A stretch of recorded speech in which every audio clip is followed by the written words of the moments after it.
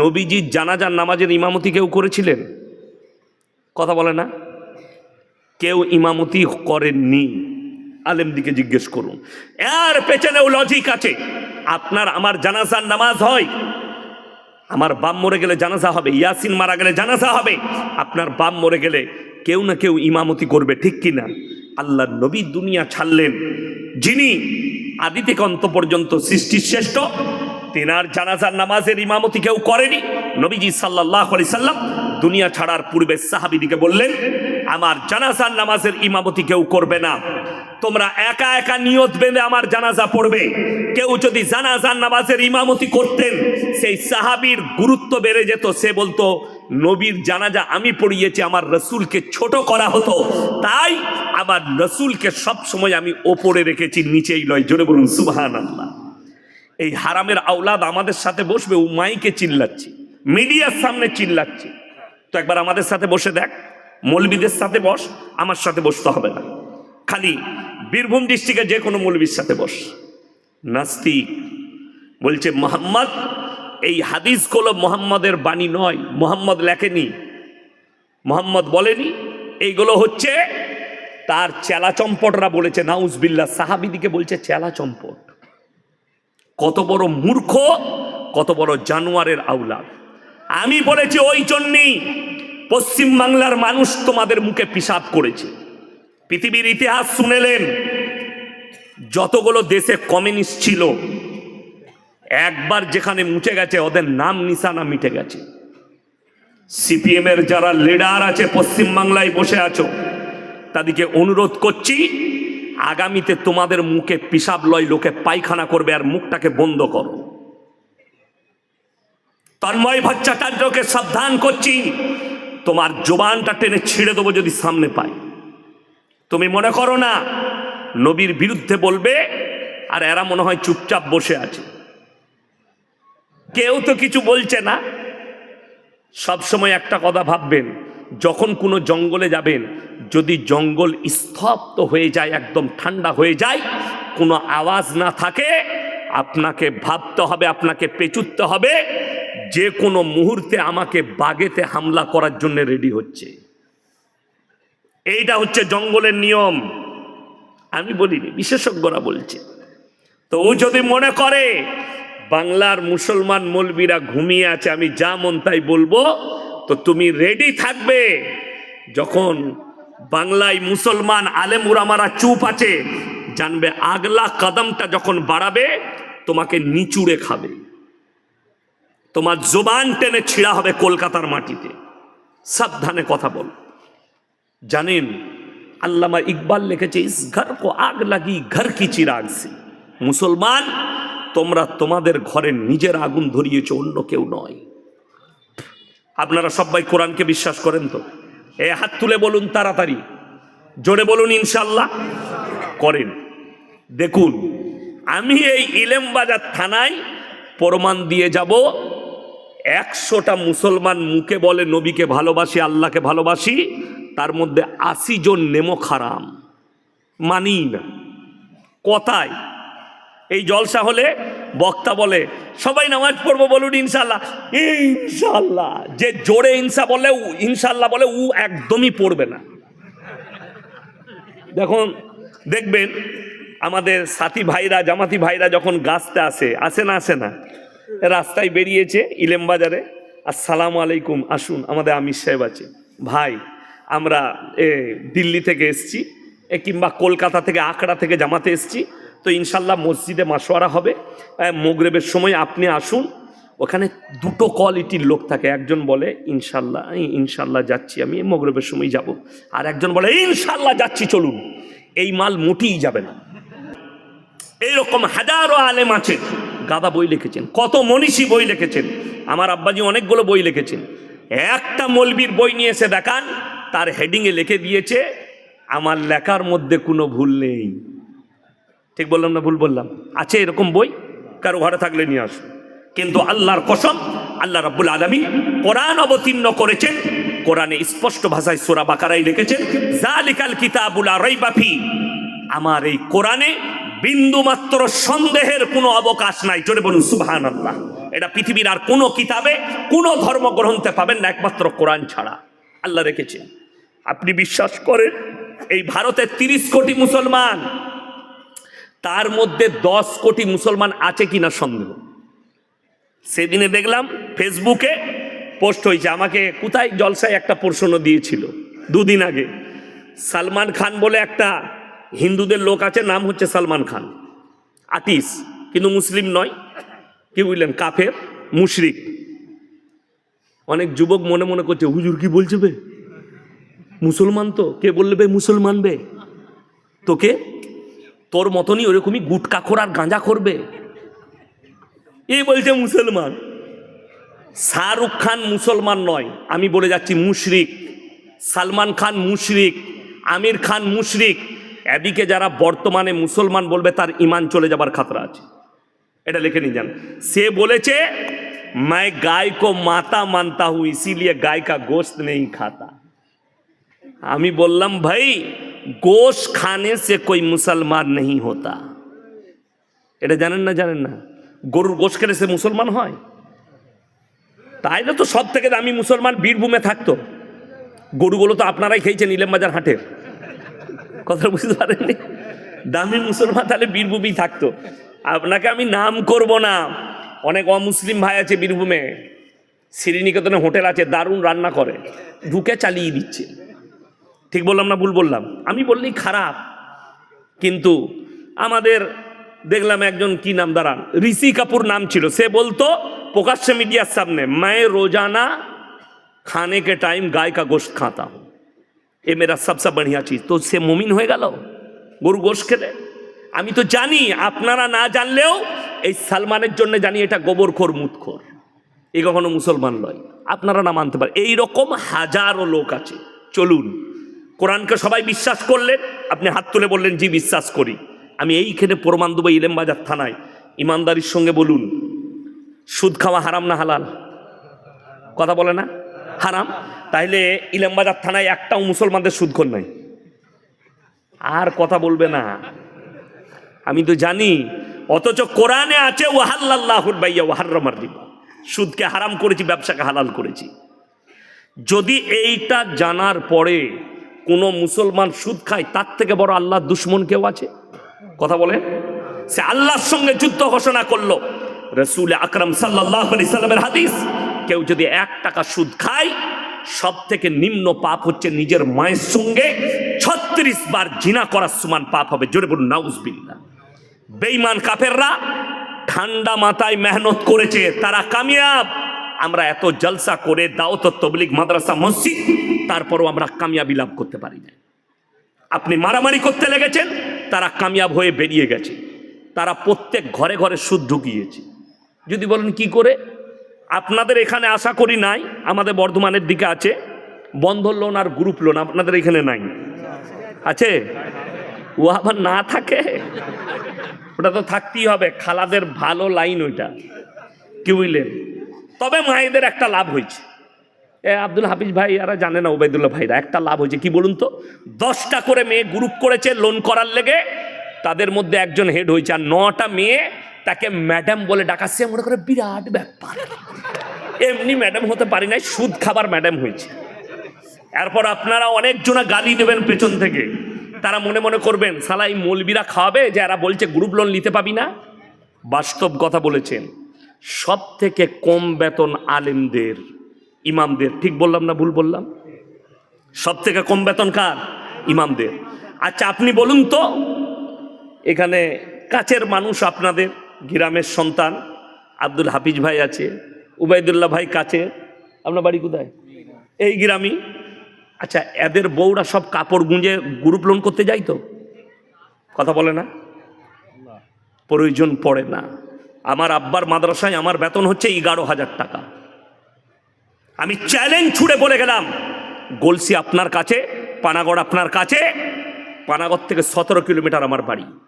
সবাই মোবাইলে যেমন আপনারা চিনেন, আমাকে সবাই চিনে। বর্ধমান টাউন থেকে গলসি বাজার পর্যন্ত একটা দোকানি যদি বলতে পারে ইয়াসিন সাহেবের স্ত্রী বোরকা পরে এসে একটা রুমাল কিনেছে, আমি আর সমাজের বুকে কোনোদিন কথা বলবো না, এটা আল্লাহর কসম খেয়ে এই জমিনে বলে গেলাম। চ্যালেঞ্জ এটা। আপনি প্রমাণ করিয়ে দিতে পারলে আমি সেই দিন থেকে আর সমাজের বুকে স্টেজে উঠবো না, আমি তালাক দিয়ে দেবো এই সমাজকে। আর আমি মাইকের সামনে আসবো না, এই মিডিয়ার সামনে আসবো না, আমি লুকিয়ে যাব, মাদ্রাসায় পড়াবো, ব্যবসা করে খাবো। চ্যালেঞ্জ দিলাম। অথচ বড় কষ্ট লাগে যদি বলেন ইমামের বরকত কি করে। রাসূল আকরাম সাল্লাল্লাহু আলাইহি সাল্লামের হাদিস, আল্লাহর রাস্তায় দিনের পথে যারা থাকবে আল্লাহ মৃত্যুকাল পর্যন্ত ইজ্জতের রুজি দান করবেন। জোরে বলুন সুবহানাল্লাহ। একটা ইমাম ৬,০০০ বেতন পায়, আর আপনি খালি এইখান থেকে জালালনগর থেকে ইলেমবাজার টোটো চালাচ্ছেন, সারা দিনে ৭০০ টাকা রোজগার করছেন, ৩/৭ ২১,০০০। তারপরও আপনার বউকে বরকত নেই, রাস্তায় বার করেছেন গ্রুপ লোন নিয়ে আয়। তার মানে জানতে হবে তোমার কাছে দিন না থাকার কারণে, আল্লাহর রাস্তায় না থাকার কারণে তোমার টাকার মধ্যে বরকত নাই। অবাক লাগে মুসলমান সুদকে কি করে হালাল করে নিল। আপনারা বলুন মদ হারাম না হালাল? কথা বলে না? হারাম, স্পর্শ করা হারাম। আর আপনাকে দেখিয়ে দেবো এই ইলেমবাজার থানায় মুসলমান হারামখোর মদও খাচ্ছে, মদ বিক্রিও করছে। চলুন আপনি হাই রোডের উপরে হোটেলে, আপনাকে দেখিয়ে দেবো। ঠিক বললাম না ভুল বললাম? আপনি চাপুন ইলেমবাজার থেকে সিউড়ির দিকে, আমি কয়েকটা হোটেল মুসলিমদের দেখিয়ে দেবো হারামখোর রাতের বেলায় চোখ লাল করে বসে আছে, মানে 1 বোতল চালাইছে আর 15 বোতল বেচছে।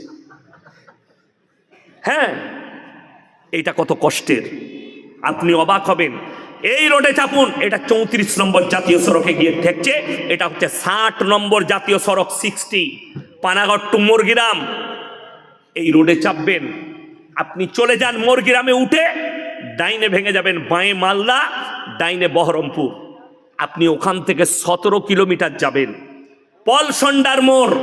ওই মোড়ের কাছে একটা হোটেল আছে, পাপ্পুদা ধাবা, হিন্দুদের পাঞ্জাবিদের হোটেল, মাথায় পাগড়ি, মুখে দাড়ি। হোটেলে 3টে বোর্ড লাগানো আছে, 3টেই মুসলমানদের ইমান বাঁচানো। নাম্বার 1 মদ বিক্রি নিষেধ, নাম্বার 2 মদ পান করা নিষেধ, নাম্বার 3 নো স্মোকিং, ধূমপান নিষেধ। তারা জানে আমরা যেখানটায় ব্যবসা করছি 70% মুসলমান, অর্থাৎ মুসলমানের জন্য মদ স্পর্শ করা হারাম, যার কারণে আমাদের মদ বিক্রি চলবে না। তার হোটেলে ভিড়। আমি রাত্রে দাঁড়াই, কালকেই রাত্রে আমি জলসা করব ডোমকলে, তারপরের জলসা আমার একবারই কিষানগঞ্জের কাছে। আমি রাত্রি মালদা চলে যাব, ওর হোটেলে দাঁড়িয়ে আমি কফি খাই, চা খাই।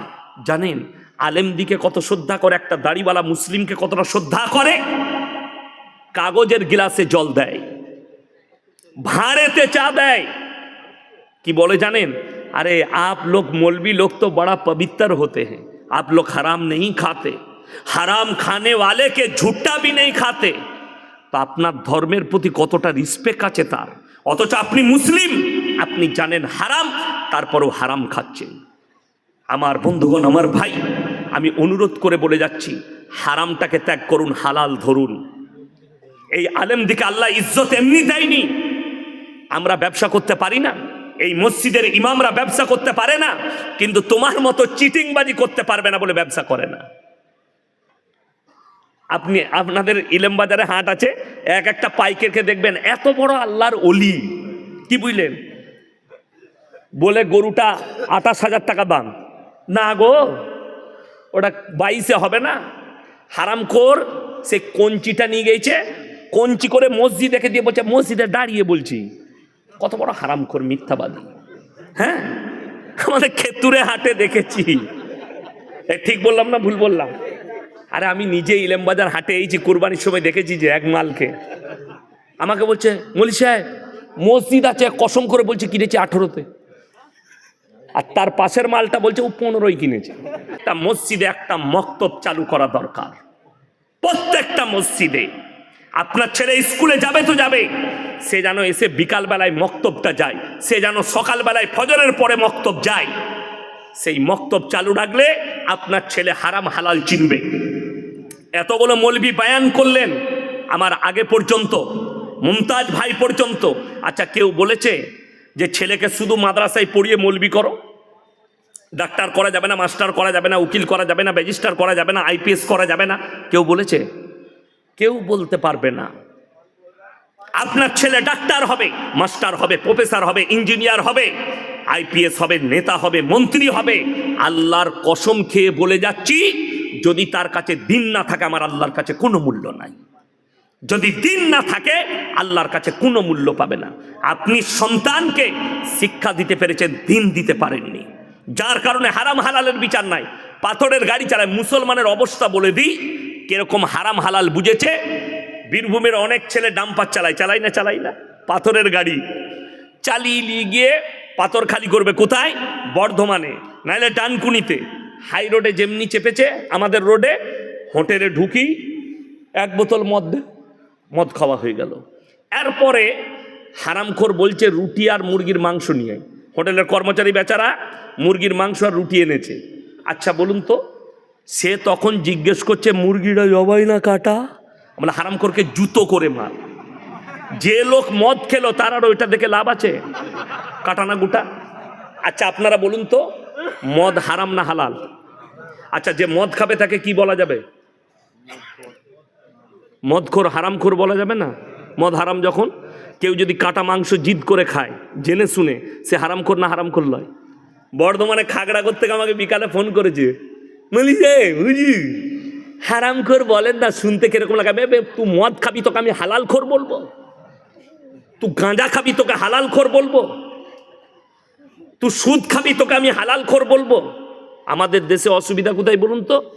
মদ খেয়ে যদি মসজিদ ঢুকে গায়ের লোক বিচার ডাকবে, গাঁজা খেয়ে মসজিদ ঢুকে গেলে বিচার ডাকবে, কিন্তু সুদ খেয়ে যদি কেউ মসজিদে ঢুকে কোনো অসুবিধা নাই, ফার্স্ট কাতারে নামাজ পড়তে পারবে, খালি হাতরটা লাগিয়ে লিয়া। ওরে বাবরে ফ্যান্টুসিয়া, হ্যাঁ দারুণ লোক। আবার ওদের যদি ওই সুদ খেয়ে টাকা হয়ে যায়, সে আবার তখন বড় বড় ফতোয়া দেয়, দিয়ে সে চিন্তা করে সালা আমাকে মতওয়াল্লি করে দেয়। হ্যাঁ, মতওয়াল্লি হবার জন্য কতজন লাপাই জানে। আর আমি বলে যাচ্ছি, গ্রামে যদি আলেম থাকে তাকে মসজিদের মতওয়াল্লি সেক্রেটারি করুন, সেই হচ্ছে উপযুক্ত। তার টাকা থাক আর না থাক, সে আলেম। আমাদের পুরসা মসজিদের সেক্রেটারিকে খোঁজ নিয়ে আসবেন, কে? মোল্লা শওকত আলী মাজাহিরি। সে হচ্ছে মসজিদের কি কথা বলে না, সেক্রেটারি। আপনাদের মসজিদের সেক্রেটারি কে? বড় মসজিদে হাসছেন আপনারা এতগুলো আলেম থাকতে? হ্যাঁ, আমি বললি খারাপ। আমি কেন বলছি? আমার চাকরি যাবার ভয় নাই। চাকরি যাবার ভয় আছে আমার? আমাকে তাড়াতে পারবেন? আমাকে যদি বলে হুজুর এইসব বক্তব্য দেবেন, গাড়ি রেডি হয়ে আছে, নামবো, পালিয়ে যাবো, পয়সা ফেক, তামাশা দে, আবার যেখানে আসবো এইটাই বলবো। তুই লিতে পারিস তা লিবি, না লি না। পরিষ্কার কথা। এ তো ভাগ্য ভালো, আব্দুল হাফিজ ভাইয়ের নেক নিয়ত, ওই জন্য ডেট পেয়ে গেছে। না, ডেট খালি নাই, বাস্তব কথা বলছি, ডেট খালি নাই, নেক নিয়ত, আর অনেক দিন আগে ডেট বুক করেছেন। আমার ভাই, আপনাকে অনুরোধ করে বলে যাচ্ছি, আপনার সন্তানকে দ্বীনি শিক্ষা দেন, যাতে করে সে যেন হারাম হালাল বুঝতে পারেন। আজকে এতগুলো আলেম দোয়া করবে, আমি যতই দোয়া করি, আমি চ্যালেঞ্জ ছুড়ে বলে গেলাম, দোয়া কবুলিয়াতের জন্য শর্ত হচ্ছে হালাল খাবার। আপনাকে হালাল খাবার খেতে হবে, নারী হোক কিংবা পুরুষ হোক, হালাল খাবার। আপনি বোলপুরে যদি রেস্টুরেন্টে যান, আপনাকে জিজ্ঞেস করতে হবে না দাদা মুরগিটা জবাই না কাটা? কথা বলে না? জিজ্ঞেস করতে হবে। সকালবেলায় উঠে আপনার ঘরে জলসা শুনতে কুটুম এসছে, বিয়াই এসছে, বিয়ান এসছে, তো বললে কালকে থেকে যাও বিয়াই। সকালবেলায় গেছে ইলেম বাজারে মুরগির মাংস কিনবে। রাতের বেলায় জলসা শুনেছি, ইয়াসিন ভাই বলে গেছে 1 কিলো ভালো মাংস দিয়ে জবাই করা। কিনছেন জবাই করা মাংস, টাকাটা আবার সুদের টাকা, সেই একই মালটারি। কথা বোঝাতে পারলাম? হ্যাঁ, এই যে বায়ানটা করলাম, মুমতাজ ভাই তো আল্লাহর রহমতে হাদিস কোরআন থেকে নরমভাবে বলে গেল। এই যে সুদের বায়ান করছি, সকালবেলায় খালি ইলেম বাজার থেকে আপনার এলাকার চায়ের দোকানগুলো দেখবেন, কোন মাল কটা গাল দিবে? সুদখোর মাল কটা। ওকে আবার দাওয়াত দেবে বাজে মুলবি, ওই মাল কটা গাল দিবা। তোরা গাল দিলে সুদ কখনো হালাল হবে না। ঠিক বললাম না ভুল বললাম? আমাকে গাল দিলে সুদ হালাল হবে? আমাকে গাল দিলে মদ হালাল হবে? কখনোই হবে না। মৌলবীকে তুমি গালি দাও, আমি এই বীরভূম ডিস্ট্রিক্টের কথা বলছি, জায়গার নাম করব না। ইমাম সাহেব জুম্মার দিনে সুদের বায়ান করেছে, রাতের বেলায় গিয়ে ইমামকে হুমকি দিয়েছে, রাত 12টার পরে, এরপর যদি কোনোদিন বায়ান করেছেন আপনাকে মার্ডার করব। বীরভূম ডিস্ট্রিক্ট, আমি জায়গার নাম করব না, তারা ধরে ফেলবে, মাল আমাদিকেই বলেছে। কিন্তু তারা যদি শুনে, তোমরা শোনো, তোমাদেরকে সাবধান করলাম, তুমি মৌলবীকে হুমকি দিতে পারবে, আল্লাহর কসম কোরআনের আয়াত তুমি কাটতে পারবে না, রাসূলের হাদিস তুমি কাটতে পারবে না। তুমি কবরে যাও, তুমি বুঝতে পারবে তুমি কত বড় হারাম পদক্ষেপ নিয়েছো। আপনারা বলুন, লটারির টিকিট হারাম না হালাল?